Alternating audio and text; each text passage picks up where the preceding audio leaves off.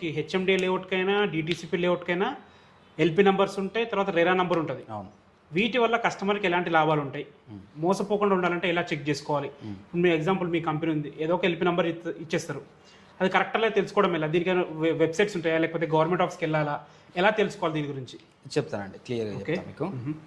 So LP number ఎలా check చేసుకోవాలంటే, okay, టీజీబీఐ pass, ఇంతకుముందు టీఎస్బీ పాస్ ఉండే కదా, ఇప్పుడు టీజీబీ పాస్ అని గూగుల్లోకి వెళ్ళి సెర్చ్ చేయగానే అంటే ఇక్కడ హెచ్ఎండి చెక్ చేసుకోవచ్చు, డిటీసీపీ చెక్ చేసుకోవచ్చు, అదేవిధంగా greater Hyderabad municipal corporation GHMC పరిధిలో ఉన్న ప్లాట్ కూడా చెక్ చేసుకోవచ్చు, ఇల్లు పర్మిషన్స్ అవన్నీ ఏదైనా A to Z చెక్ చేసుకోవచ్చు. ఓకే, సో అదే అవగాహన కస్టమర్ క్లియర్గా చెప్తాము. ఓకే.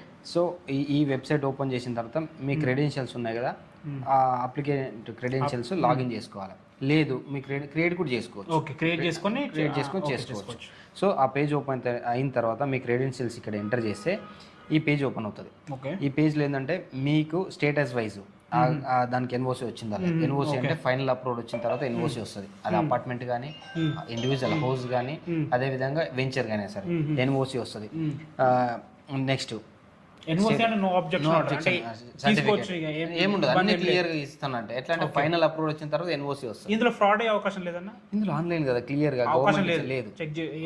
ఏం వచ్చిందంటే పర్ఫెక్ట్ గా 100% పర్ఫెక్ట్ ఉన్నట్టు. దెన్ ఆఫ్టర్ ఈ సైట్ ఇది ఓపెన్ అవుతుంది కదా, మనం సెలెక్ట్ చేసుకున్న తర్వాత ఇందులో క్లియర్ గా మెన్షన్ చేసి ఉన్నారు చూడండి, డిటిసిపి, హెచ్ఎండిఏ, జిహెచ్ఎంసి, ఏదైనా సెలెక్ట్ చేసుకోవచ్చు. డిటిసిపి పరిధిలో మీ ప్లాట్ కొనాలనుకుంటే దాని డీటెయిల్స్ అన్ని ఎంటర్ చేస్తే అందులో చూపిస్తుంది. హెచ్ఎండిఏ పరిధిలో కొనాలనుకుంటే ఆ డీటెయిల్స్ ఎంటర్ చేస్తే క్లియర్ చూపిస్తుంది. అదే జిహెచ్ఎంసి అనుకోండి, జిహెచ్ఎంసి డీటెయిల్స్ ఉంటాయి కదా, అవి ఎంటర్ చేసి మనం ఇప్పుడు హెచ్ఎండిఏ చూద్దాం.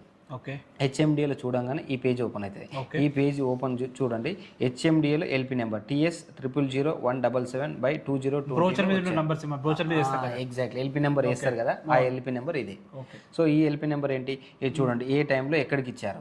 భువనగిరిలో మన ఏరియా మేము ఎక్కడైతే సెలెక్ట్ చేసుకున్నామో, మనం సపోజ్ ఇప్పుడు ఈ ఏరియాలో కొంటున్నాం అనుకోండి, ఆ ఏరియాకి వెళ్ళి భువనగిరి, అమీన్పూర్ ఎక్కడ కావాలంటే అక్కడ ఆ విలేజెస్ అని క్లియర్గా వచ్చేస్తుంది. లేఅవుట్ ఓనర్ పేరుతో సహా వస్తుంది, ఈ నెంబర్తో సహా వస్తుంది. ఈ నెంబరు, ఈ ఓనరు, ఈ విలేజ్ మ్యాచ్ అయితే పర్ఫెక్ట్. ఇందులో రాకపోతే మాత్రం అది ఆలోచించాల్సిన విషయం. సపోజ్ మీరు అడిగిన క్వశ్చన్ ఇక్కడ చూడండి, ఇప్పుడు రిసీవ్డ్ డాక్యుమెంట్స్ ఇన్ని ఉన్నాయి, 7.5 ఇన్ని ఉన్నాయి. ఇక్కడ చూడండి రిజెక్టెడ్ ఎన్ని ఉన్నాయి, ఇన్ని డాక్యుమెంట్స్ ఉన్నాయి. హోల్డ్ అయిన 115 డాక్యుమెంట్స్ ఉన్నాయి.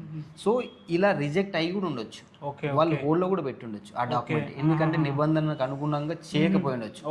సో ఈ డాక్యుమెంట్ లిటిగేషన్ ఆపేస్తారు కదా. సో ఆ ల్యాండ్ ఇప్పుడు సపోజ్ ఒక అగ్రికల్చర్ ల్యాండ్ మీద నాలా కన్వర్షన్కి వెళ్ళారు అనుకోండి ఒక వెంచర్ వాళ్ళు, దాని మీద పూర్వం ఏదైనా కేసులు ఉంటే కూడా హోల్డ్లో పెట్టేస్తారు.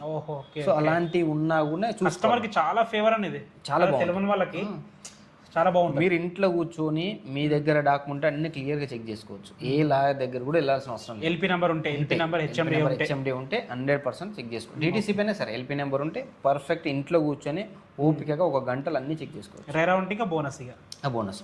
ఆ రెరా ఎలా చెక్ చేసుకోవాలో ఇక్కడ ఉంది. సో ఆ రెరా ఎలా చెక్